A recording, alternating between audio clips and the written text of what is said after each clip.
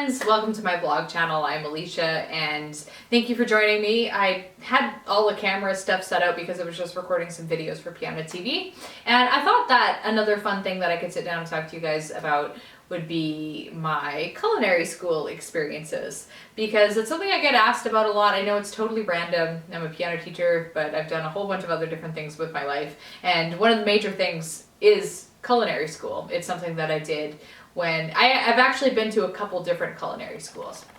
So I'm going to talk about that if you're interested at all in food and stuff yourself, or if you just kind of, it's like we're sitting down and having a coffee together and sharing with you a little bit more details about my life. I don't know, it's something that I thought would be fun to do. So let's get started. I'm going to actually grab my coffee. One swig of coffee left for me.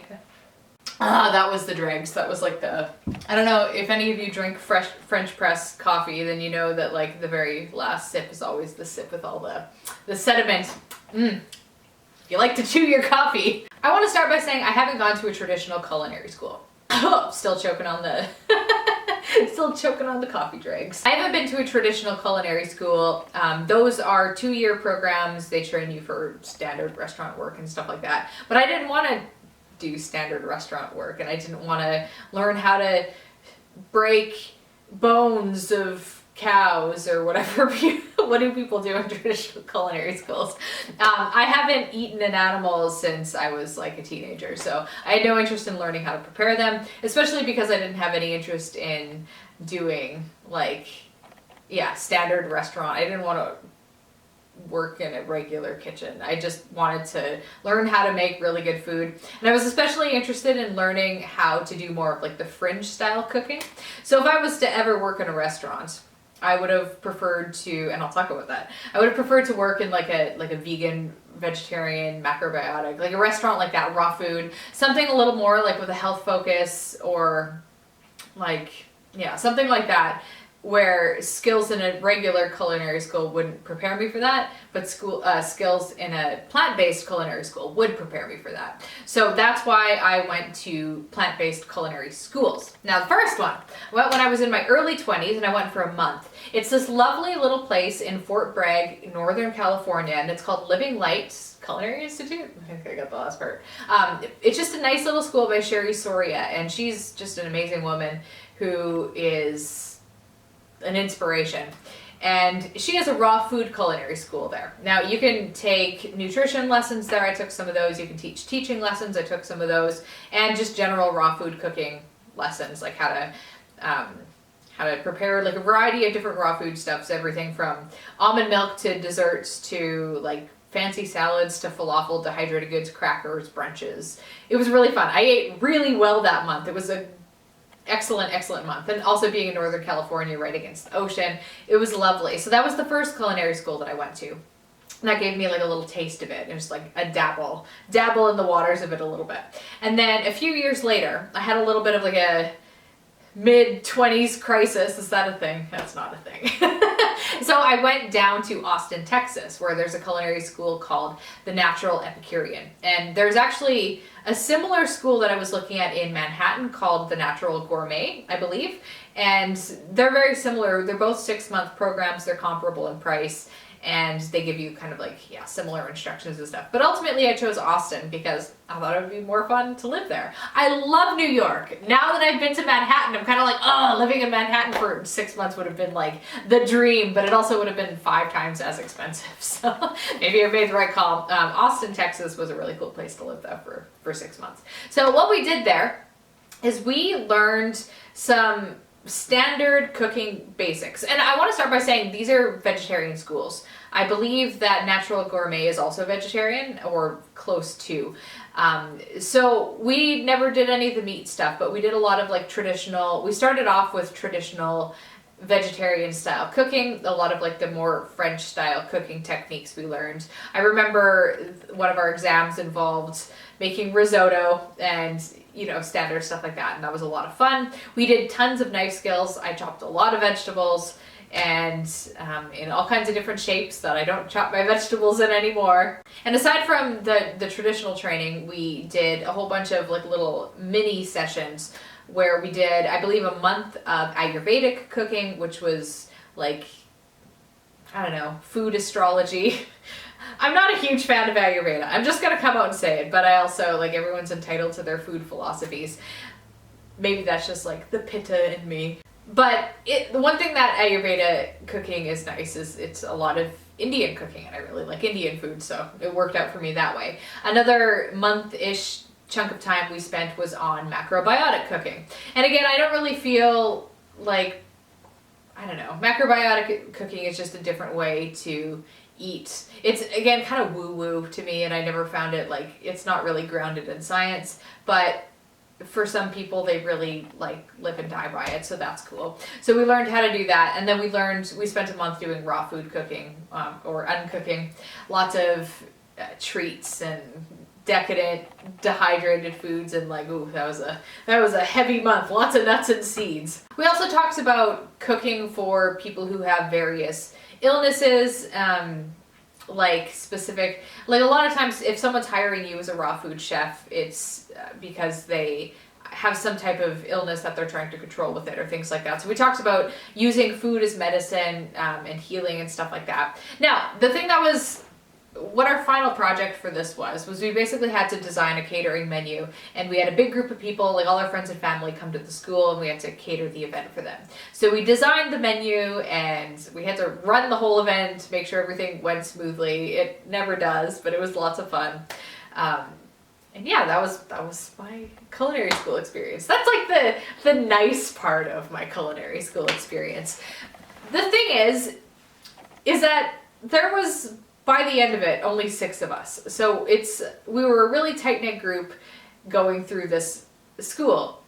And that has like its own set of pros and cons. When there's 6 people in a room together for 8 hours a day, we became really close. I would still say that if I were to find myself in any of their neck of the woods, at any point in time, I would call them up for a beer, and that would be lovely, and we could kind of pick up where we left off. But it also meant that, like, I kind of turned into a nightmare a little bit. It pulled out a lot of the, like, some of my worst qualities, especially towards the end. When I look back on it in retrospect, I'm like, wow, I became a monster. Who was I? Sensitive. I remember we had, like, there was this one, like, completely arbitrary fight a girl and I had about the music of Sublime. I remember Sublime came on the radio and I was like, yeah, Sublime, and I was really feeling it, and she's like, oh, Sublime. And then I was like legitimately hurt. This is like the kind of environment where it's like, my feelings were hurt. Why did my feelings get hurt by that? Anyway, that was what it was like. And then I got really kind of like bossy and stuff. I don't know. I just felt like I wasn't my best self towards the end. The culinary school created a little bit of a monster out of me.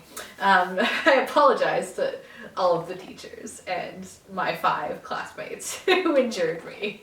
All of us who have gone through the program, a few of them are actually doing awesome food things, so it's really nice to see. One of them has a really successful, I assume, she seems like she's doing really well for herself in San Diego. She has like she does cooking lessons, and she also does pre-made meals for people and stuff like that, so that's really cool. Another one is off in the restaurant world in Atlanta, I think, like that. And yeah, everyone's kind of just like scattered around. And I feel like I didn't do much with my culinary school training aside from learn how to make better food. I tried though. So after this experience in Austin, it was right around the time when Michael and I started dating that I decided that I wanted to move to Austin. Obviously that was a big strain on the relationship, but it was totally fine. We just Skyped every night. And then once I came back to Saskatchewan, we decided we were going to move to Ontario. We were going to move to Toronto. Both of us were passionate musicians, and we were both passionate about food too. So our thought was, okay, we'll move to Toronto. Our band dumped us. So we're like, we're going to move to Toronto. We're going to start a new band. We're going to like live it up and do the rock star thing. And we're also going to cook. So we went to Toronto with the idea that we were going to teach cooking classes. And we worked really hard on that for a couple months, but we just never really got enough momentum for it. So after living in Toronto for a couple months with very little traction, we were kind of like, you know what, screw this, we need to earn money. So my husband went back to teaching, which is what he does now, and I worked at a catering company, and it was cool. It was a vegan catering company, and just like the sheer volume of vegetables that I chopped for those. Almost a full year, it was a lot of vegetables. Maybe I only lasted 6 months or so. Spoiler alert, it didn't go well. I was not a great employee. More apologies. Cooking really does bring out a monster in me, I think. So, sorry again, guys. But basically, I just found that after being a piano teacher and being in charge of my own schedule, being my own boss, that going from that to working for someone and just basically doing like grunt work and not having a lot of control over the things that I was doing and not getting a lot of appreciation, because apparently I'm a spoiled only child and I always need to be told how wonderful I am. And if I'm not told that for someone I'm working from, then I'm just gonna be moody. So I learned a few things about myself.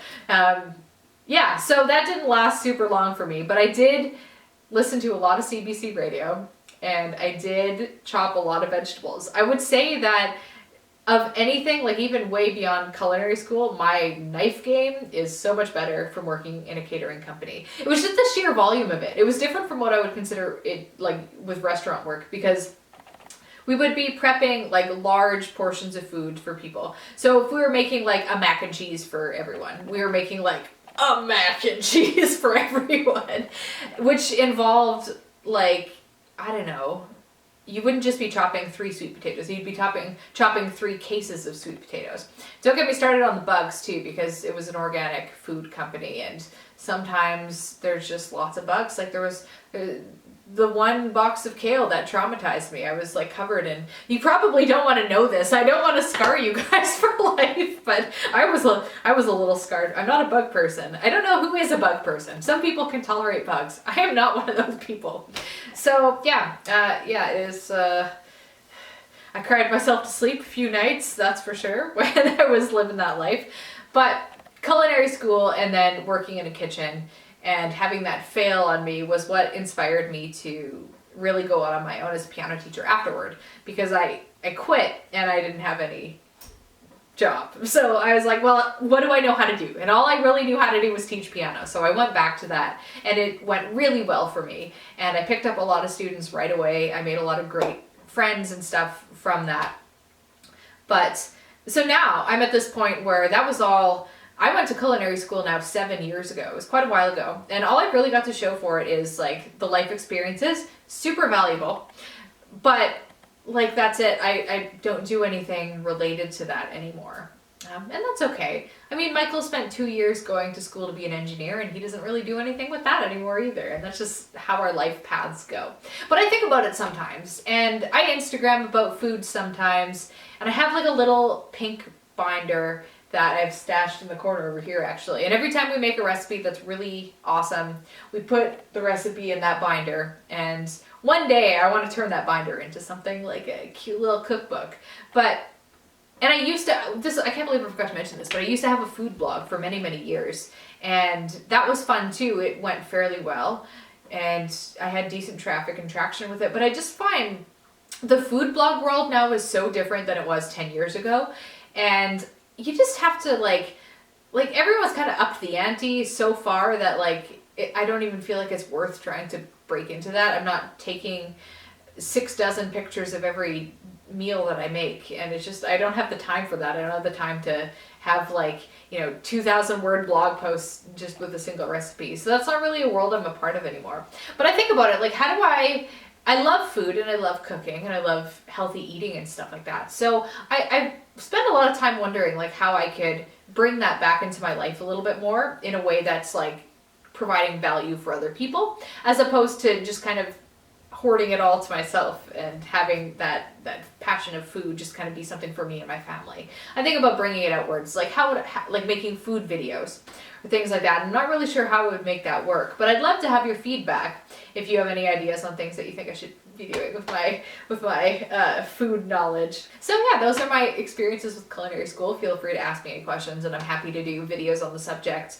It was, I'm definitely super glad that I've done those, that I've had those experiences, and I wouldn't go back and change either one for the world. I'd actually love to go back to Fort Bragg at some point and just to like, I don't know, I take some of their raw food dessert courses. They make amazing dessert.